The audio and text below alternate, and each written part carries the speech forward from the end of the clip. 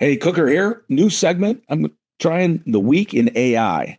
I'm going to give you my top 3 or 5 things that I found incredibly exciting in AI. And right now, the pace of innovation, it's like stuff is happening in a week that, used to take a year or a couple of years. And this week was no exception with big conferences from NVIDIA, Microsoft, Google, and big stuff happened with OpenAI and others. So I'll start with my number one is Jensen opens the week at Computex in Taiwan, his home country. Goes back there. He's been there 30 times. His parents were in the audience. It was beautiful.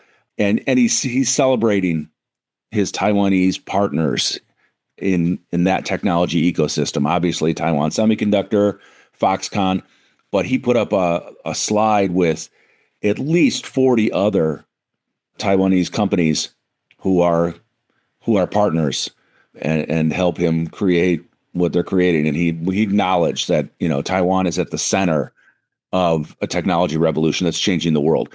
So as always, tons of stuff. Whenever Jensen does something, whether it's a GTC keynote or he's at CES, there are always a flurry of press releases from NVIDIA with new technology, new partners, new innovations. And this time was no exception either. I think there were 7 press releases and 11 different blogs, new stuff happening. So what I wanted to focus on, though, was the single issue of AI factories, because Jensen is using that terminology more, and so I wrote a piece right away on Monday. I said, is that just clever marketing when Jensen throws around the terminology AI factories? Because it obviously, that's his business. He sells more GPUs. But I say it is more than clever marketing, because, and my simplest example is when you look at what's happening with the growth of autonomous machines, from full self-driving cars to humanoid robots, the demand that those autonomous machines have for training and then operation is super heavy compute. And that's why, we need a lot more data centers than we have. And so I talk about that in the article. One thing I left out was the nation state demand, because just as most enterprises will want to have their own internal LLMs and to mine and model their own data, each nation obviously wants that too. And so they have that need for security, but also the ability to mine and model and create intelligence off of your own data, right? Because the buzzword now is tokens. That what LLMs do and what AIs do is they create new tokens of information that can be combined. So it's, a token can be considered a piece of data like a word. And then in combination, it becomes some form of knowledge to somebody. And then can you extract intelligence and insights from that? And so every enterprise, every country is going to want to be doing that. So it will take AI factories for everyone to have that kind of access. And so, Jensen is rolling out the capabilities, right? They want to be the infrastructure company. So this is a good article to find on Zax.com that I published on Monday. All right, so that's number one. Let's go to number 2. And I'm going to use some clips on X. Oh, because here's what I want to do. This is my X page at Kevin B. Cook. I'm going to start doing a live space on this on Fridays. In fact, the first one is this Friday, and the 23rd. Sit down for an hour with a co-host. In this case, it's going to be Quant Spec, who is one of my colleagues at Zax, Ethan Feller, and we're going to talk about all the stuff that happened. I said, join me to go over the big reveals, trends, and controversies from NVIDIA Computex, Microsoft Build, which was their developer conference, and then Google I/O, and everything in between, and even the quantum computing stocks that are surging this week. So this is going to be a short version of that. If you want the longer version, then come join the space or find the recording. All right, so let's go to, I made a special folder here in my bookmarks for the week in AI. A lot of cool stuff happening here. So let's go. First thing I want to show you is from Microsoft Build.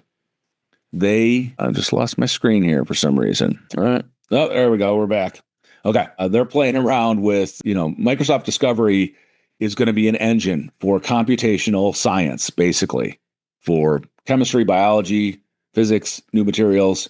And they showed something pretty cool. I'm going to play this demo here. Microsoft Discovery executes this full plan, choosing and managing the best HPC resources in Azure.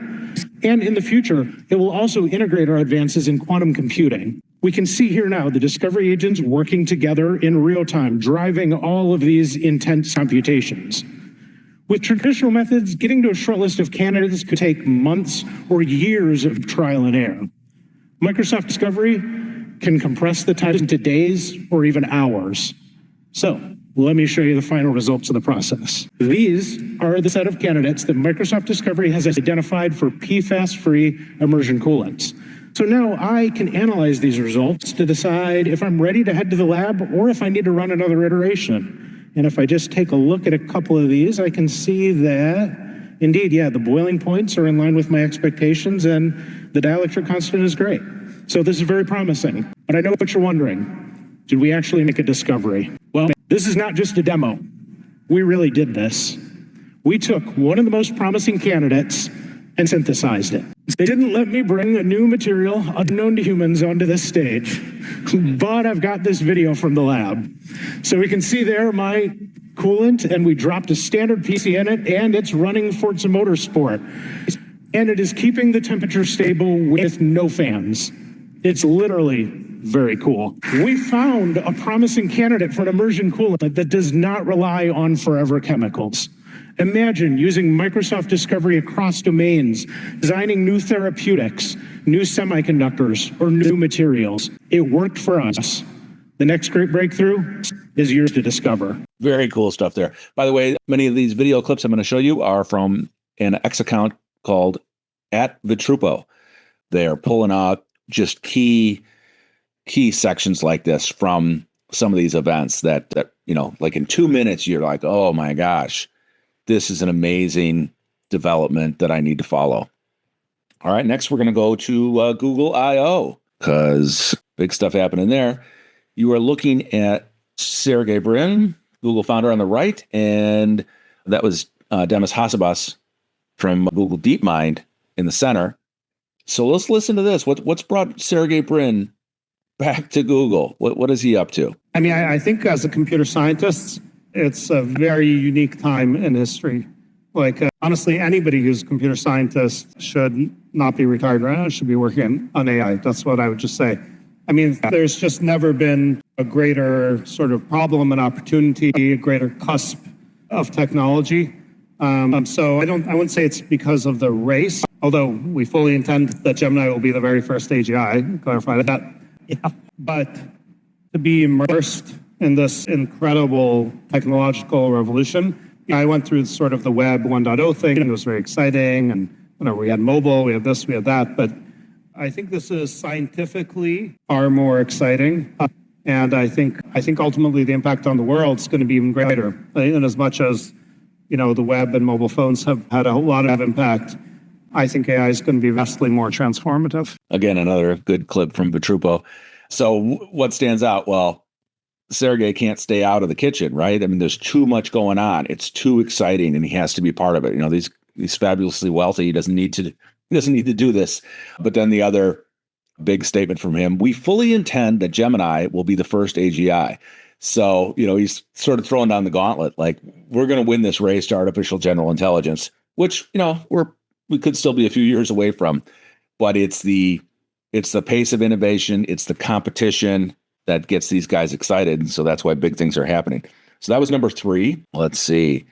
Number 4 is what Google I/O revealed with a new video platform called VEO3.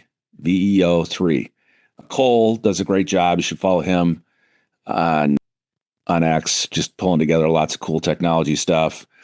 Gina Acosta as well is an excellent follow here. This gentleman, he says that VEO3, it's game over for video creation. One prompt, you get videos with integrated sound, realistic effects, ambient audio, human-like dialogue, no crew, no edits, just prompt-driven magic. And he shows 15 incredible clips to check out. I want to show you one. Let's see, from another key follow here. Let's see, where did he go? Where's my guy? Oh, there he is, Mark. Okay. So Mark is also another good follow and has a newsletter. Let's see. So one of my things you may know is youth STEM education. And I've wanted to do it with AI and VR and AR for 8 years, ever since I first submitted a proposal to the National Science Foundation. Well, it's getting better and more possible. Here he is. How about Pythagoras teaching you, the a squared plus b squared equals c squared on a right triangle? Here he is. The sum of the squares of the two shorter sides is equal to the square of the longest side. Boom. This is what I've always thought is possible. Like, have a virtual Einstein in your living room teaching you about space-time curvature, Archimedes and how he discovered pi. Just the opportunities are amazing, I think, to make it real. Because to me, as many people know, I grew up allergic to algebra. And I later taught myself probability and statistics in my 30s so that I could work in markets, but I did it with stories first because equations meant nothing to me. It was a foreign language that meant nothing. So, but once I learned stories, then it inspired me to learn math and pulled me in because I was curious about how the world worked. And so to hear original stories, about how Pythagoras, Archimedes, Galileo, Newton, Einstein discovered these things is to me, I think, very powerful and full of opportunity now with these new video tools that are so lifelike. All right, so that's 4. Let's go find my number 5 here. My number 5 is a product thing, and I'm not a big product guy. I've got an iPhone, but I don't upgrade all the time. But this is big news. Emily Chang interviewed Sam Altman this week, went down to Austin, looked at, his Stargate, where he's going to have at least 400,000 GPUs across 8 buildings. But here, this is the big product news. Johnny Ive, old, Apple creative, has his own digital device company. Sam Altman just bought it for over $6 billion. And so, when you think about, for years, I've been talking about, hey, what comes after the iPhone? You know that Apple's working on something. Tim Cook and his teams are experimenting. They're in no rush. They're in no hurry to get it out. But in that spaceship in Cupertino, they are doing some heavy R&D in their own skunk works. And whether it's, it's going to be AR glasses or whatever, it's coming. But now the competition is heating up because Sam Altman is just going crazy and he's not going to wait around. So now they're going to have a device that's going to be obviously AI native. All right. So that was my quick run through of my top 5 for the week in AI. Hope you enjoyed it. Join me in the spaces on Fridays. Look for the recordings. Follow me on Twitter at Kevin B. Cook on X, and we'll do it again next week.